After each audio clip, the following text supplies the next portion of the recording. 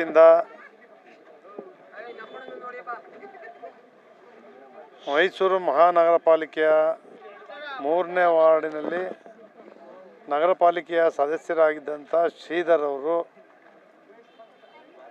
ಎಲ್ಲ SSLC PUCಯಲ್ಲಿ ಹೆಚ್ಚು ಅಂಕಗಳನ್ನು ಪಡೆದಿರ್ತಕ್ಕಂಥ 200 ವಿದ್ಯಾರ್ಥಿನಿಯರಿಗೆ ಗೌರವ ಸಮರ್ಪಣೆ ಬಹುಮಾನ ವಿತರಣೆ ಅವರೆಲ್ಲರೂ ಕೂಡ ಪೋಷಕರ ಜೊತೆಗೂಡಿ ಬಂದು ಭಾಳ ಒಳ್ಳೆಯ ಒಂದು ಕಾರ್ಯಕ್ರಮವನ್ನು ಆಯೋಜನೆ ಮಾಡಿ ಎಲ್ಲ ವಿದ್ಯಾವಂತ ಪ್ರತಿಭಾವಂತರಿಗೆ ಪ್ರೋತ್ಸಾಹದಾಯಕವಾದಂಥ ಬಹುಮಾನಗಳನ್ನು ಗೌರವವನ್ನು ನೀಡುವ ಮೂಲಕ ಅವರಿನ್ನೂ ಕೂಡ ನಾವು ವಿದ್ಯಾವಂತರಾಗಬೇಕು, ನಮ್ಮ ಗುರಿ ತಲುಪಬೇಕು ಅಂತಕ್ಕಂಥ ಒಂದು ಉತ್ಸಾಹವನ್ನು, ಒಂದು ಪ್ರೀತಿಯನ್ನು ಇವತ್ತು ಶ್ರೀಧರ್ ಅವರು ಮಾಡಿದ್ದಾರೆ.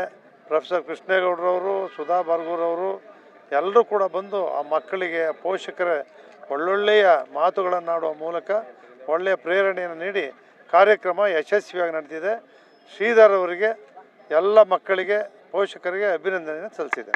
ಸರ್, ಇವಾಗ ಜನಪದ ಚುನಾವಣೆಗೆ ಸಂಬಂಧಪಟ್ಟ ಇವತ್ತು ನವಭಾರತ್ ನಿರ್ಮಾಣ ಸೇವಾ ಟ್ರಸ್ಟ್ ವತಿಯಿಂದ ಸಾಧಕರಿಗೆ ಸತ್ಕಾರ ಅಂತೇಳಿ ಒಂದು ಕಾರ್ಯಕ್ರಮವನ್ನು ರೂಪಿಸಿದ್ದು.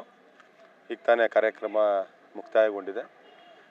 ಏನು ಕಾರ್ಯಕ್ರಮದ ಮೂಲ ಉದ್ದೇಶ, ನಮ್ಮ ಸುತ್ತಮುತ್ತಲಿನ ಬಡಾವಣೆಯಲ್ಲಿರುವಂತಹ SSLC ಮತ್ತು PUC ವಿದ್ಯಾರ್ಥಿಗಳ ಭವಿಷ್ಯವನ್ನು ಉಜ್ವಲಗೊಳಿಸುವ ಒಂದು, ಅವರಿಗೆ ಬೆಂತಟ್ಟುವ ಕೆಲಸ ಇದೊಂದು ಕಾರ್ಯಕ್ರಮ.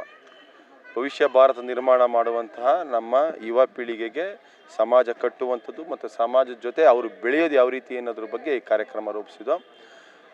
ಇವತ್ತು ಏನು ಗರಿಷ್ಠ ಅಂಕವನ್ನು ಪಡೆದಿದ್ರು ಅವರಿಗೆ ಒಂದು ನಗದು ಮತ್ತು ಪಾರಿತೋಷಿಕವನ್ನು ಕೊಡೋದ್ರ ಮುಖಾಂತರ ಭವಿಷ್ಯದಲ್ಲಿ ಇನ್ನಷ್ಟು ಉಜ್ವಲರಾಗಲಿ, ಇನ್ನಷ್ಟು ಓದಲಿ, ಇನ್ನಷ್ಟು ಒಳ್ಳೆಯ ಅಂಕಗಳನ್ನ ಪಡೆಯೋದ್ರ ಮುಖಾಂತರ ಬೆಳೆಯೋದ್ರ ಮುಖಾಂತರ ಒಳ್ಳೆಯ ಒಂದು ಜವಾಬ್ದಾರಿಗಳನ್ನ ಮುಂದಿನ ದಿನ ಪಡೆಯೋದ್ರ ಮುಖಾಂತರ ಈ ಭಾರತ ದೇಶವನ್ನು ಕಟ್ಟುವಂಥ ಕೆಲಸವನ್ನು ಮಾಡಲಿ, ಒಂದು ಸುಸಂತೃಪ್ತ ಒಳ್ಳೆಯ ಸಮಾಜವನ್ನು ನಿರ್ಮಾಣ ಮಾಡಲಿ ಅನ್ನೋದು ನಮ್ಮೆಲ್ಲರ ಒಂದು ಆಶಯ. ಅದಕ್ಕೆ ಕಾರ್ಯಕ್ರಮ ಮಾಡಿದ್ದೀವಿ.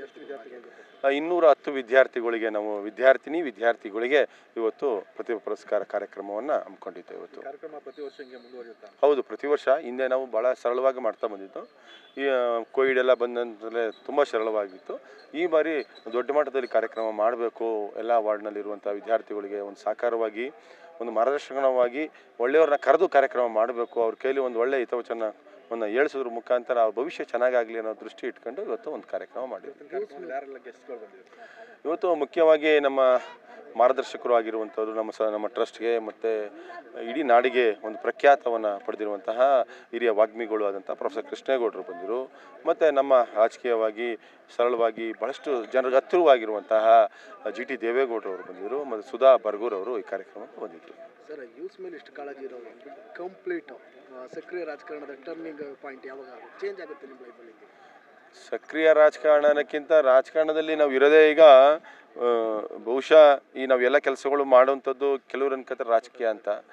ಇದು ರಾಜಕೀಯ ದೃಷ್ಟಿಯಲ್ಲಿ ಯಾವುದೇ ಕಾರ್ಯಕ್ರಮ ಅಲ್ಲ.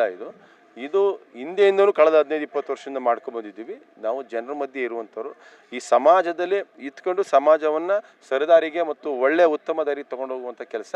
ಸಕ್ರಿಯ ರಾಜಕಾರಣ ಅಂತಿಲ್ಲ. ಜನ ಅವಕಾಶ ಕೊಟ್ಟರೆ ರಾಜಕಾರಣ ಮಾಡ್ತೀವಿ, ಜನ ಅವಕಾಶ ಕೊಟ್ಟಿಲ್ಲ ಅಥವಾ ನಮ್ಗೆ ಅವಕಾಶಗಳು ಸಿಗಲಿಲ್ಲ, ಜನರ ಮಧ್ಯೆ ಕೆಲಸ ಮಾಡ್ತೀವಿ. ಹೌದು, ಈಗಾಗಲೇ ನಾನು ಘೋಷಣೆ ಮಾಡಿದ್ದೀವಿ. ಮುಂದಿನ ದಿನಗಳಲ್ಲಿ IAS, IPS, KS ಮತ್ತು ಸ್ಪರ್ಧಾತ್ಮಕ ಪರೀಕ್ಷೆಗಳು ಮತ್ತು ಸ್ವಯಂ ಉದ್ಯೋಗ ಮಾಡ್ಕೊಳ್ಳುವಂತಹ ಕೆಲಸಗಳು, ಇಂಥ ಕೆಲಸಗಳನ್ನ ಮಾಡುವಂತಹ ಒಂದು ತರಬೇತಿ ಕೇಂದ್ರಗಳನ್ನ ತೆರೀತೀವಿ. ಹೌದು, ನಿರಂತರ ಸ್ಪೋರ್ಟ್ಸ್ ಅಂತೂ ಮಾಡೇ ಮಾಡ್ತೀವಿ.